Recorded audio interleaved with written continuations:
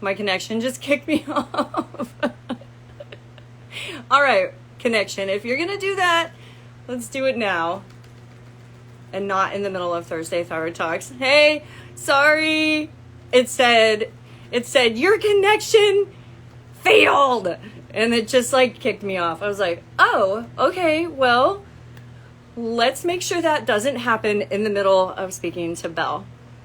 So, please, angels, watch over and bless our connection so that we can have an amazing Thursday Thyroid Talks like we always do. So, okay. Welcome, everyone. I'm Coach Sarah Joy, and this is my series, Thursday Thyroid Talks. I am here. I show up weekly, every Thursday at 11 a.m. to provide you with thyroid warriors and their life experiences, their stories, their struggles, real shit that people are going through, women are going through every single day. And my inspiration behind this series is to be able to decrease the gap that so many women that are struggling with their health feel every single day with hopelessness, isolation, and like one of my favorite community members said, being out on Thyroid Island. It's really hard. It's really hard to feel alone. It's really hard to have no one to talk to. And this is my way of us all coming together, supporting each other, loving each other, and letting you know you're not alone at all. So this series is sponsored by my company, Coach Sarah Joy Limited Liability Company, and Coach Sarah Joy is my personal one-on-one coaching service where I provide 90 days of coaching to you in my program, Energy for Life, and I help guide and support women who are serious about overcoming their thyroid issues holistically and are looking to restore their health, happiness, and life. So, shall we dive in? Today's warrior is, you guys are all so strong and brave in your own stories, and every single one of you, when you tell me what's going on and what you've been through, I just am in awe of you and how strong you are. And you guys, that's why I actually really love the word and the term warrior, thyroid warriors, because you gotta be strong to go through this shit. It is hard emotionally, mentally, and spiritually. And so I would like to invite Belle to come on. Just send me your request button and I'll accept it. Her story is going to blow you away. Just the little bit I got yesterday was like, wow. Here she is. All right, connection. It says waiting. I'm gonna take these off. Hi. Sorry for my voice. Oh, it's okay. It's all right. Yeah, you told me you were sick last week. You got a cold or something. I'm positive for COVID right now, so that's why my throat is like that. But it's I have in here to make it a little bit better. Good. Well, I'm glad you're recovering and feeling better. Hi, everyone that's joining. Welcome. So I'm having a hard time seeing you because of the comments. Hopefully it'll go down. All right. Well, why don't you start at the beginning and tell us your name, where you're from, and then you can start at the very beginning of your thyroid journey and what you've been through. Well, my actual name is Belen, but it's really difficult for English people to pronounce it. So my nickname is Belle. I'm 23. I was born in Uruguay. I moved to Spain when I was 6, and a few months ago I decided to move to England. So I'm sorry to disappoint, but I don't have the English Londoner accent. It's still super cute to me. I don't know the difference. You're adorable. I love it. Thank you.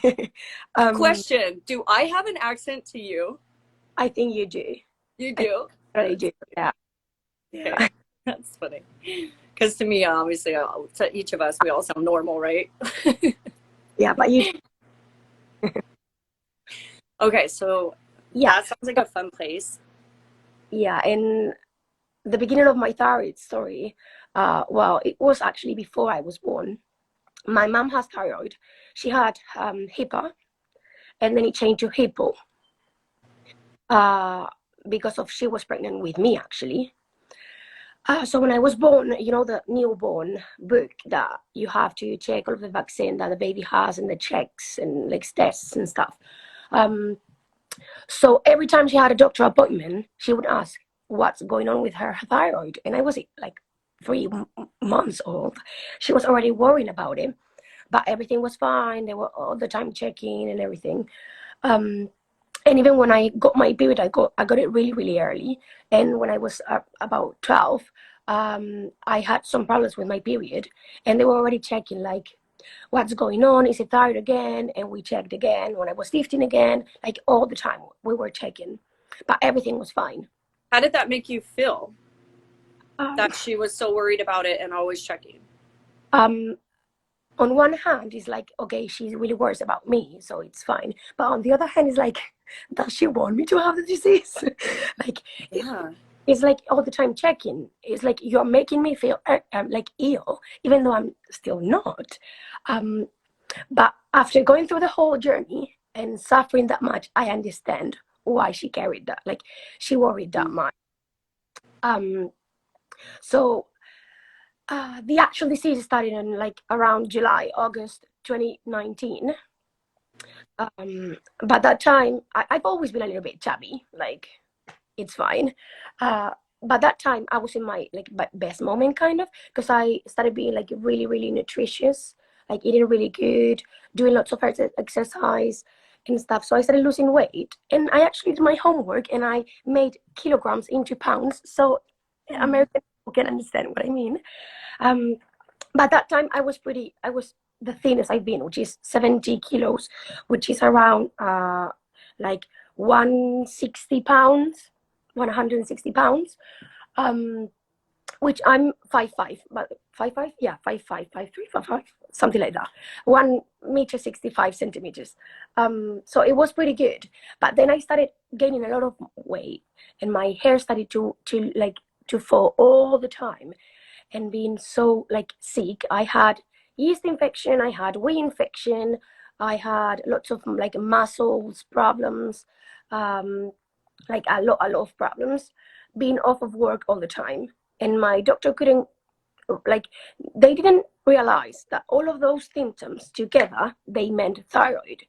And it was in my, like in my medical problems, like mother and grandmother with thyroid, but they've never checked. And we didn't really realize about it at that time. Which is interesting because your mom was so hyper aware about it. Yeah. And then when you did start getting symptoms, it was like, we don't know. Yeah, totally. Yeah. So you were, okay, so your mom was hyper when she was pregnant with you, and in her life growing up prior to you being born, was she on medication as well? Yeah, she's been in levothyroxine. I don't know how to pronounce. Levothyroxine, yeah. Okay, so that's just Synthroid. And then, so she was like having you check, worried, and you were good until around like 25, when you were trying to be your healthiest. Yeah, was when the symptoms actually started coming on. Okay.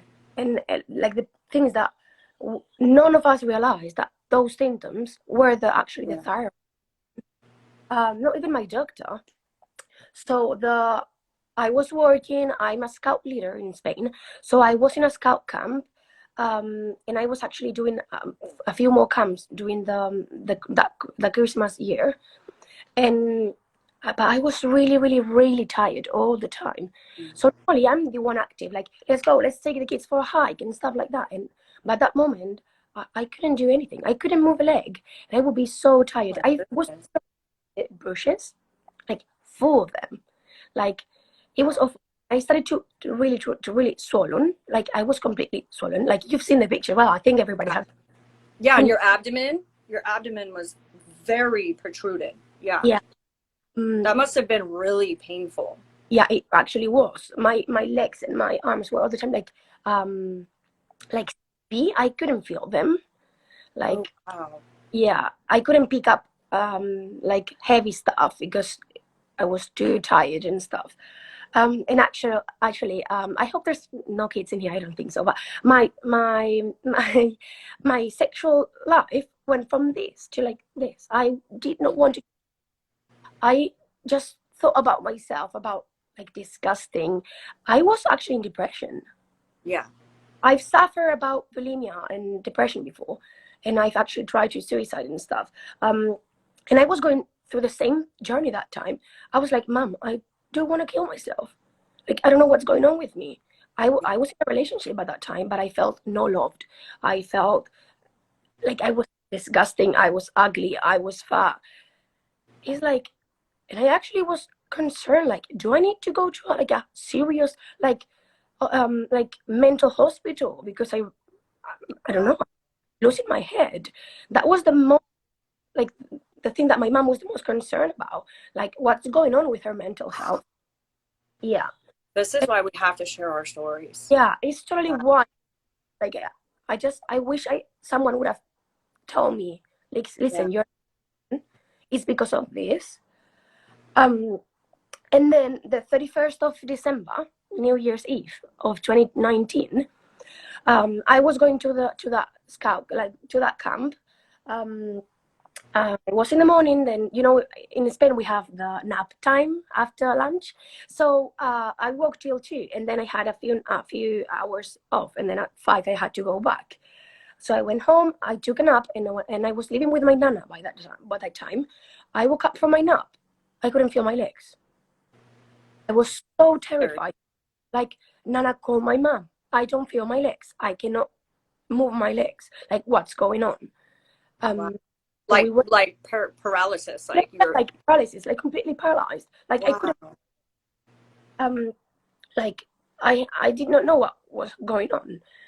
So we went to the hospital. They checked me because I lived in a small town. So they did a few tests, and then they were like, okay, to the big hospital in the big city.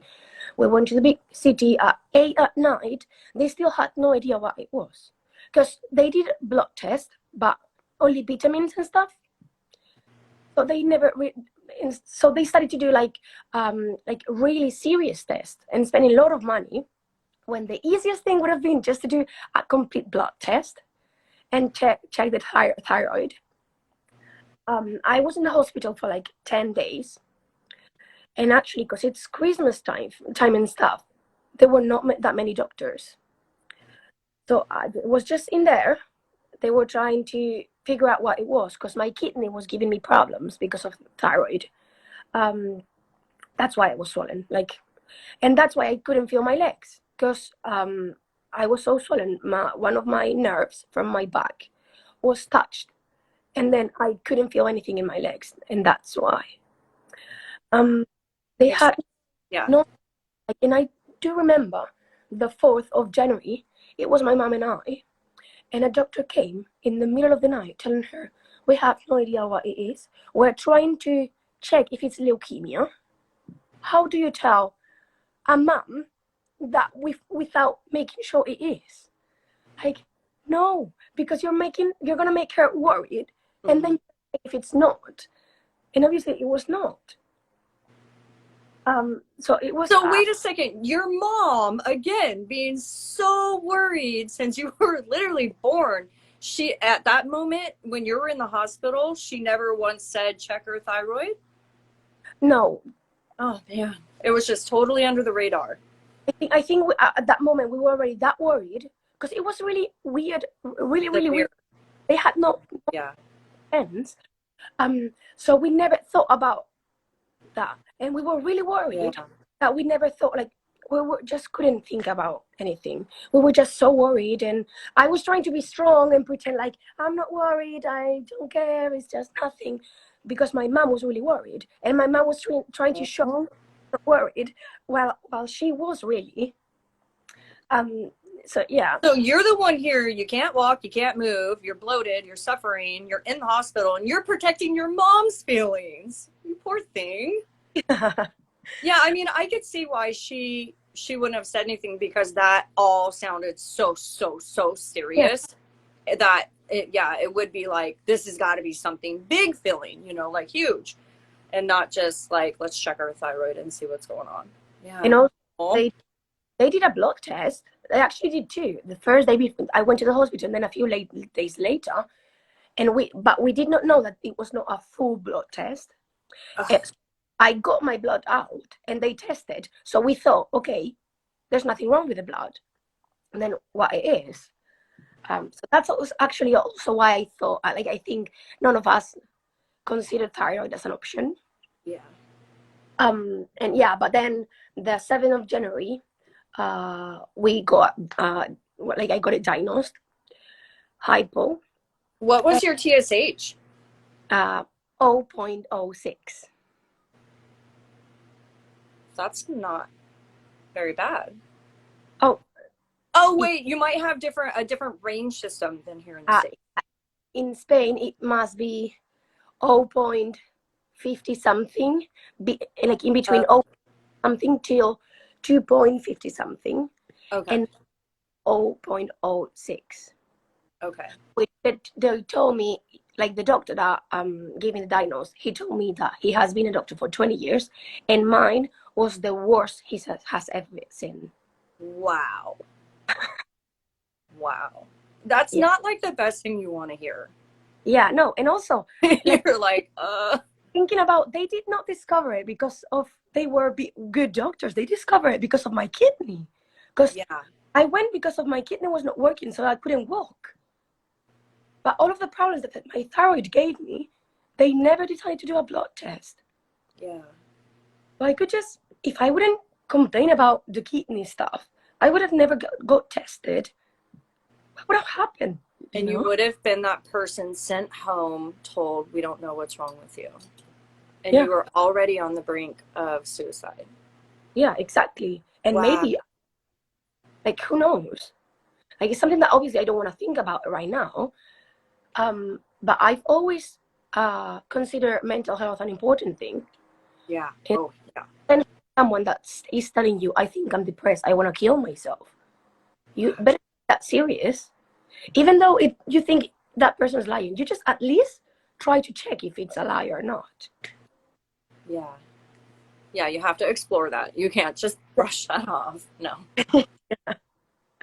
Wow. Yeah, So that was a huge blessing that yeah, you got that diagnosis, you got that reveal, because it was able to kind of like bring the situation under control and help you guys all get some peace of mind over what's going on. And then, okay, what next? What do we do next? so after that, I was a few more days in the hospital with 250 milligrams of levothyroxine, Yeah. um, to check the process was going okay.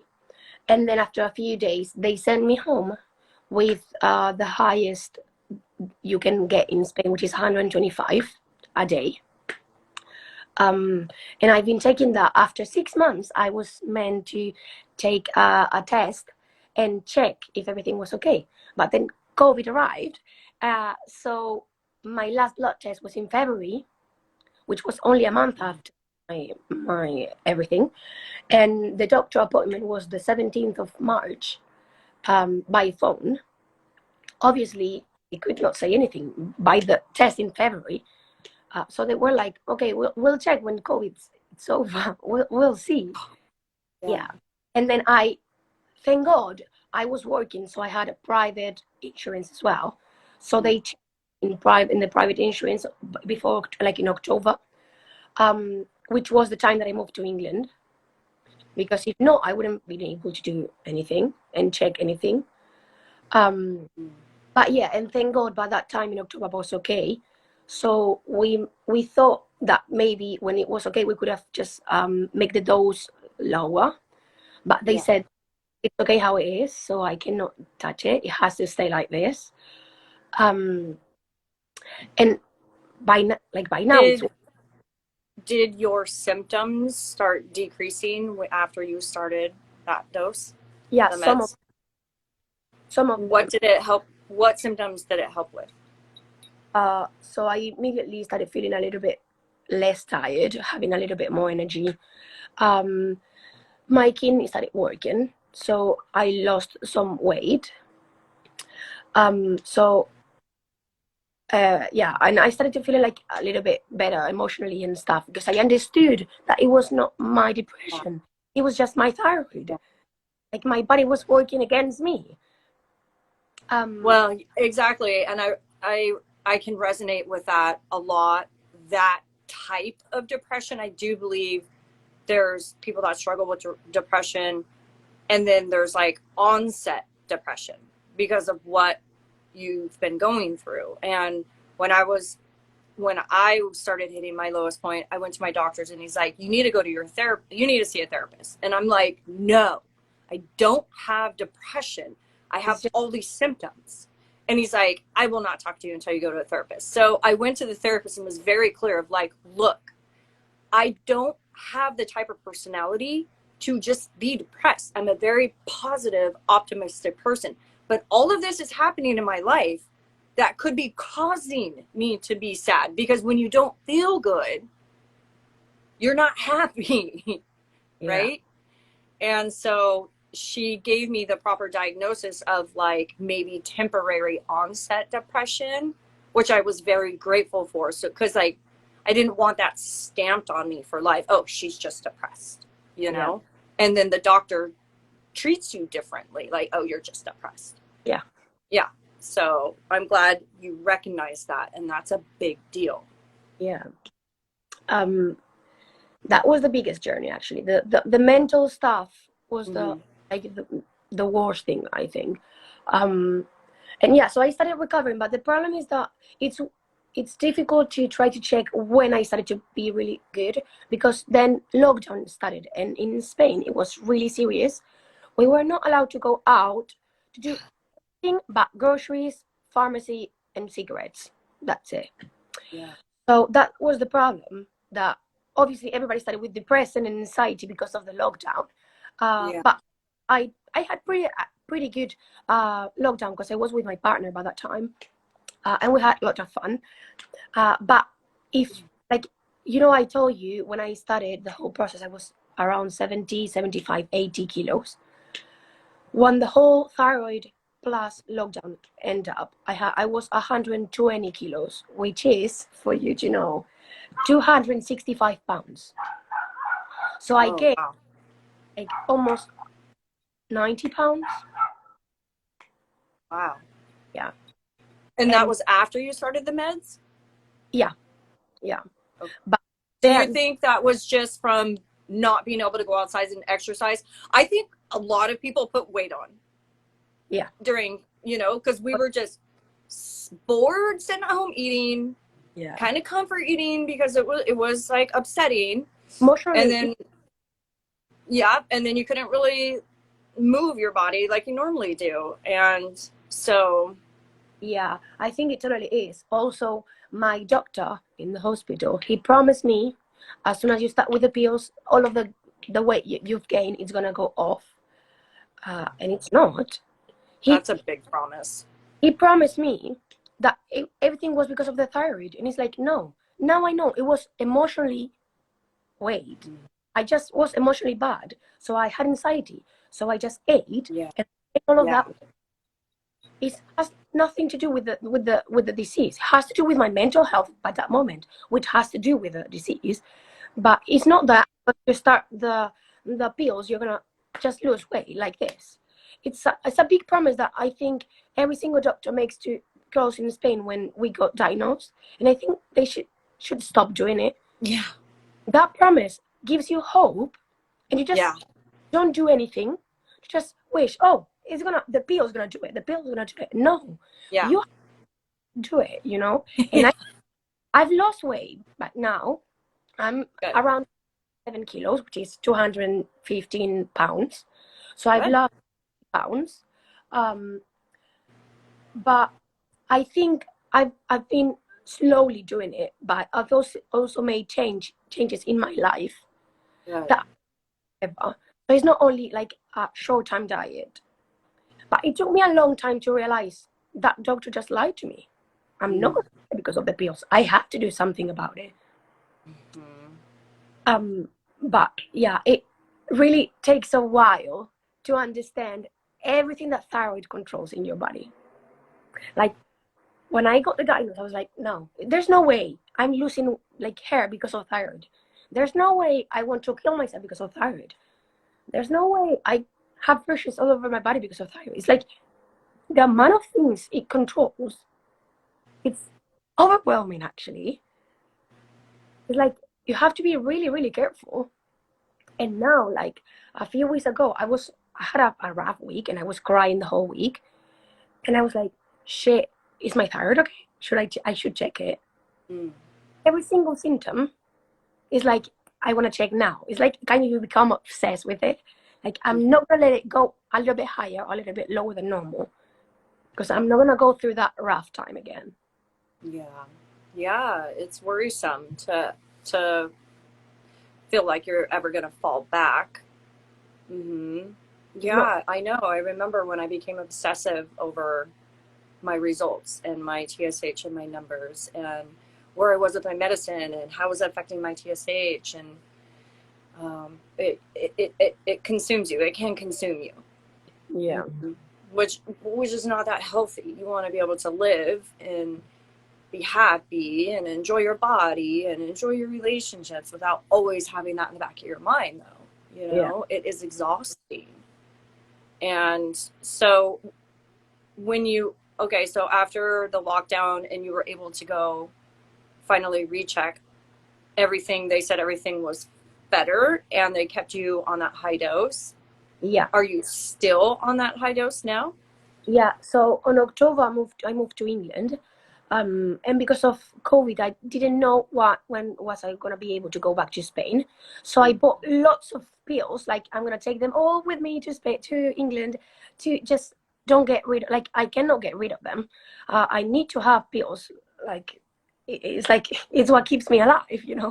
So I bought a lot. And then on Christmas, I was able to go to Spain, but I couldn't get a doctor's appointment, so I couldn't check. And then I came back to England, and in how is it called? In Easter break, I was meant to go to Spain, but my flight got cancelled, and I only had pills till beginning of June. And I was like, shit, my holidays are in July. Well, I'm gonna. I cannot be a whole month without thyroid, like without Arixin, like no way. So I had to go It's such a common medicine. But you couldn't get it where you were. It's just because of Brexit and stuff. You have to do like a lot of paperwork, be able to get your the permit to live in England, to access public health in England and everything. So it is not that it's difficult. Now I have it, but it took me a little bit of time because there was a lot of people asking for the NHS, like national health number. So it took me a while, and I finally went to the doctor and I explained to the doctor my whole journey. And she gave me the same dose that I have in Spain, which is weird because in here, the highest dose they give you is 100. She had to give me a pill and then a 25 milligram. And then she told me that we're going to do more tests and stuff and check. She's going to treat me like if I'm a new patient. I'm going to do all of the tests and stuff because I told her, right now I have makeup, obviously, but I've always struggled with acne. But I was pretty good before my thyroid started. And when my thyroid started, my face was like awful. And I told her my concerns about I'm doing a whole skincare routine. I'm like, I'm subscribed to every dermatologist online, and my skin is still not good, and I'm still struggling to lose weight. Sometimes I have a lot of anxiety, and so she told me we're gonna do all of the tests and check. Maybe there's a vitamin or something. Yeah. Is not okay, and we need to just level it, and stuff. So we are in this process right now to make sure that everything else is fine. Good. I'm glad she actually said that. Like, a lot of doctors aren't willing to test nutrients. Yeah. So, yeah, that's good. She's a woman, and the one in Spain was a man.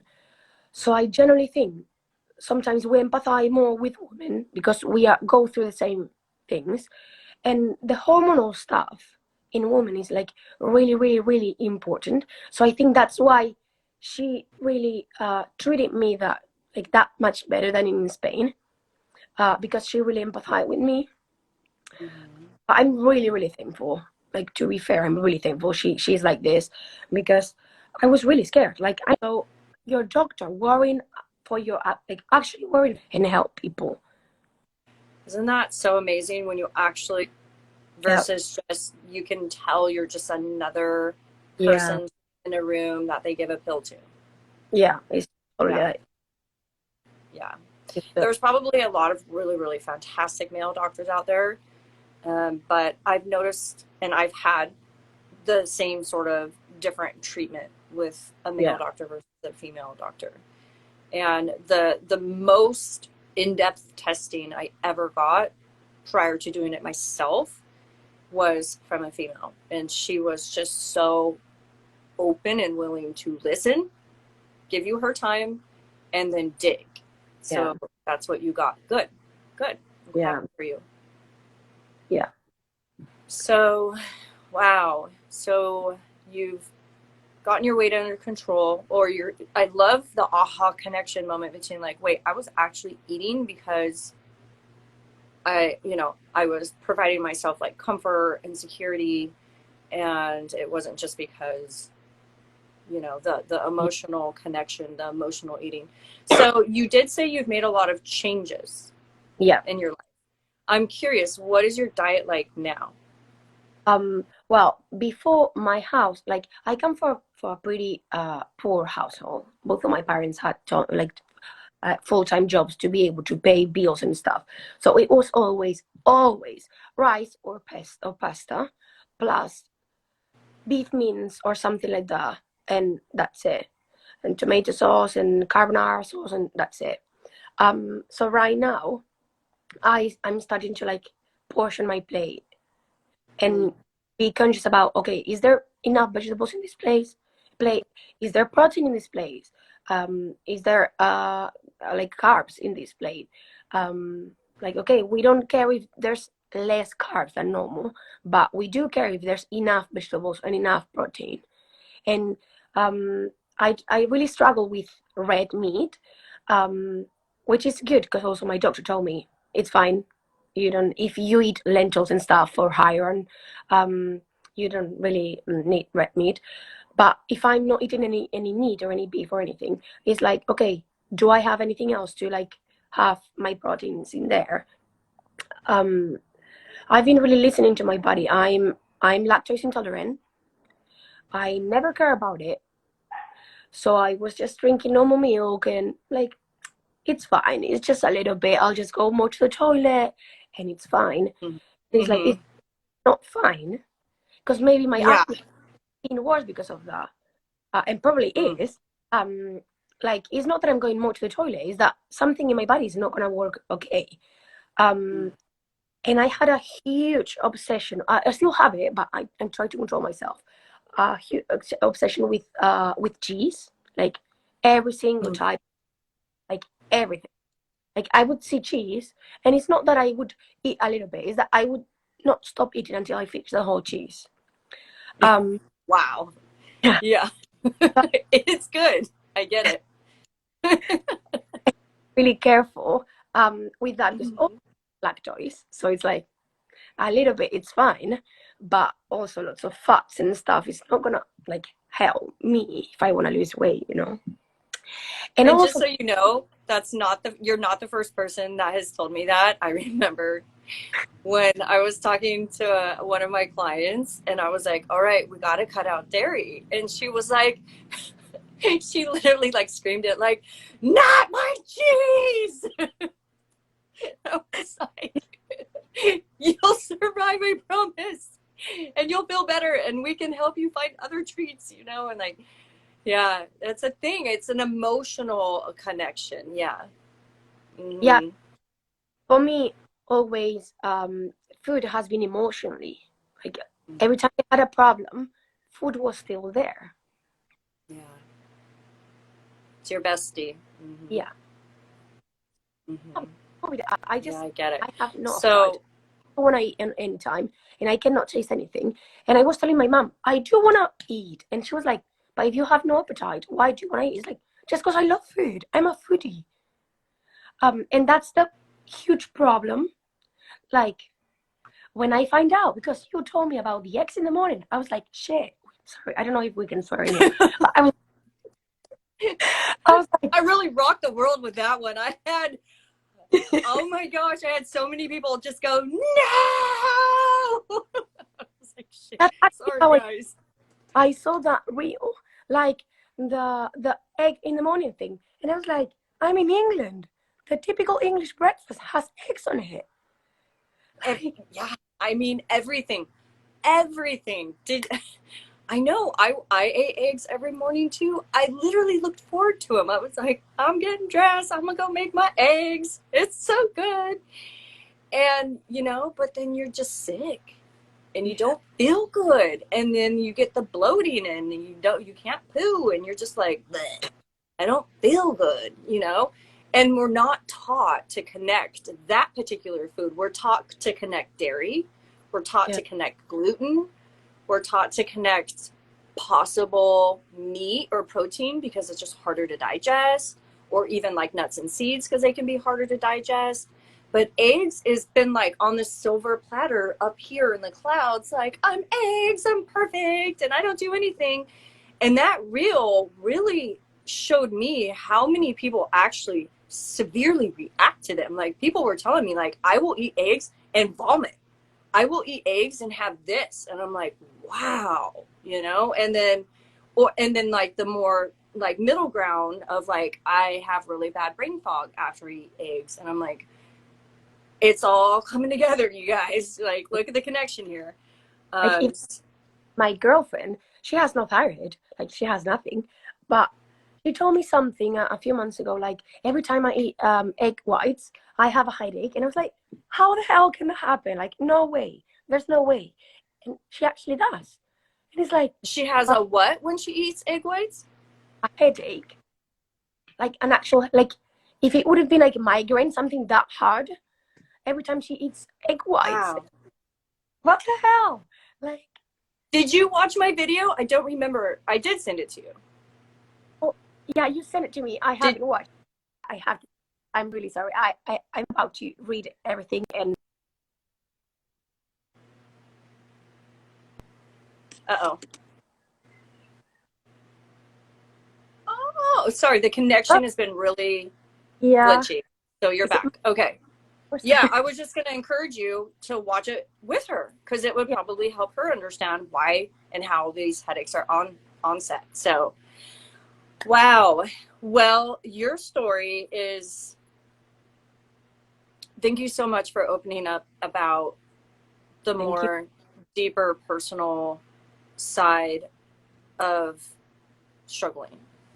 Yeah. I know it's hard to talk about. I was ready to kill myself. It is really good. The egg video, the eggs video. Thanks. Yeah, Well, thank you. It's shocking, but it's good. You guys got to know this stuff. You know, it's my job to teach you. You know, and I teach you based on what I've learned through my healing journey. So it's a lot of these, all of the shocks and the shock points and the moments I put you guys through, I had to go through too. So I can also empathize with the like, oh shit, did you just say that? So yeah, but anyways, um, the the suicidal stuff. Yeah. and the emotional eating. This is the spectrum of how far and wide struggling with health conditions goes into the emotional, the spiritual, the mental, and then the physical suffering. Obviously, like, it's so hard. And if you can't find the answers, and the doctors especially are telling you you're fine, or the process of figuring out what's wrong with you, it's all just so exhausting. And I'm happy you figured out what and taking care of yourself. I encourage you to keep going. There is always light at the end of the tunnel.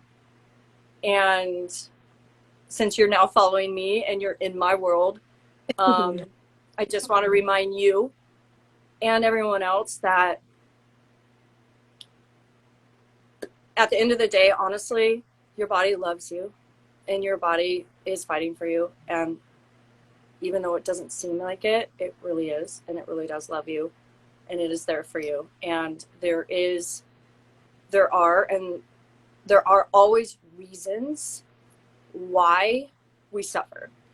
And no one is just crazy, lazy, weak, or defective. I love that line. No one is crazy, lazy, weak, or defective. And there are many, many ways that you can help yourself and you can feel better. Yeah. The one thing that I'm noticing is I'm getting a lot of you younger women.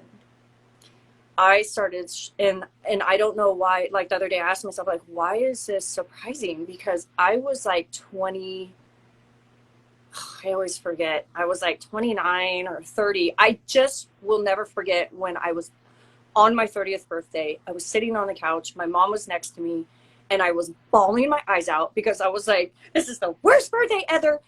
I'm turning 30 and I got a new diagnosis. You know, I'm going into my 30s with a diagnosis. And so, but you know, you always start struggling ahead of that. Yeah. So I was probably in my late 20s when I started getting sick. And a lot of you younger women, it seems to be affecting younger and younger. And I started thinking about this when I was talking to you, and I got another message last night from a girl in Sweden. And I was just like, oh my gosh. Oh. So, okay. I don't know if you heard what I said. Yeah, the girl in Okay. you were saying, yeah, the girl in Sweden you were saying. Yeah. And so it just keeps buffering. It just keeps buffering. Sorry. No, it's okay. It's okay. So I just really feel even more empowered, or like more, like I just want to do more and get the message out more of how and why and what's going on, and be able to help, because I want you younger generation girls to be able to live and to love and to enjoy your lives. You know, you're in such fun age, like years of life, you know, and I don't want you suffering. So I love you all. Thank you so much for being here. Thank you so much. Thank you for sharing all of that. And in closing, if you found this episode valuable, please leave a comment below so she can feel your love. And one of the reasons also I started this is so that we can develop friendships, and so we can reach out to each other, and so we can talk to each other. You never know, maybe there's someone in your part of the world and you can become friends. Yeah. You know, my first client lives like an hour from me, and I would love to have a meetup with her. And, you know, like, we need these bonds. We need each other more than ever. The women of this world, we need each other. Yeah. And I know that there are so many more of you that have your story, your powerful situation, and I want to hear from you. I want to bring you on. So please, if this at all impacted you or you're feeling called to share your story, please DM me and let me know so I can get you scheduled on the calendar. We all have to speak up and speak out so that we can continue to connect and heal the women of this world as a tribe. So you'll if you're catching the replay, you can also share this link with your friends or family, someone else who's struggling. The best way to share it is from my YouTube page. I upload all of these to my YouTube page under a playlist for Thursday Thyroid Talks. And again, if you're interested in volunteering, please just hit me up. So it was really nice to meet you, and I look forward. Yeah. Thank you. Really, really thank you. I wish I had someone to give me that information when I was going through that. So I think it's really, really helpful what you're doing, and like really continue doing it because you are doing a good job. Thank you so much. Thank you. I'm not gonna cry. We can always blame thyroid. Yeah. Dang moodiness. All right, sweetheart. Well, I will talk to you soon. Have a great rest of your day. Thank All you. right. Bye, everyone. Bye.